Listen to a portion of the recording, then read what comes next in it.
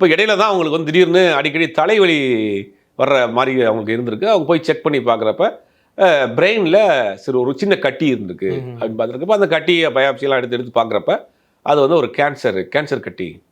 பிரெயினில் அது ஒரு டியூமர் மாதிரி இருந்து அது கேன்சராக மாதிரி இருக்குது.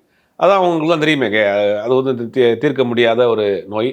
இன்றைக்கி பல கோடிகளுக்கு அவங்களுக்கு சொத்து இருக்குது, ஒரு பாரம்பரியமான ஃபேமிலி, படித்தவங்க எல்லாம் இருந்தும் கூட காசு பணம் இருந்தும் கூட அவங்களால காப்பாற்ற முடியல. கடந்த சில மாதங்களாக வீட்டிலேயே இருந்திருக்காங்க. அவங்களுடைய கொட்டிவாக்கம் வீட்டிலே இருந்திருக்காங்க, பெருசாக ஆக்டிவாக இல்லை. அப்படியே கொஞ்சம் கொஞ்சமாக உடல்நலிவு ஏற்பட்டு நேற்று அவங்க மரணித்தார். போர்ட்ஃபோலியோங்கிறது வந்து அதான் சொல்கிறேன் ஏற்கனவே, இவங்க வந்து நேற்று நிறைய அவங்களுடைய பதிவுகளை போட்டுக்கிட்டே இருக்காங்க. நேற்றுலேருந்து அவர் கூட ஒர்க் பண்ணவங்க, அவங்களுக்கு கீழே ஸ்டாஃபாக ஒர்க் பண்ணவங்க, அடுத்த கேட்டகரியில் இருப்பாங்க, அவங்களாம் ஒர்க் பண்ணுறாங்க. எல்லார்ட்டையுமே ரொம்ப ஒரு மரியாதையாக அன்பாக நடத்தக்கூடியவங்க, பொதுமக்கள் எளிதாக அணுகக்கூடிய இடத்துல இருந்தாங்க. அப்படி எஸ்பெஷலி அந்த கோவிட்-19 டைம். ஆமாம், அந்த நேரத்தில் நமக்கு ஒரு டவுட் அப்படின்னா நிறைய பத்திரிகையாளர் கூட சொன்னாங்க, நம்ம உடனே ஃபோன் பண்ணி அட்டன் பண்ணுவாங்க, உடனே எல்லாத்தையும் வந்து நம்ம அட்டன் பண்ணாட்டி கூட திருப்பி அவங்க லைனில் வருவாங்க.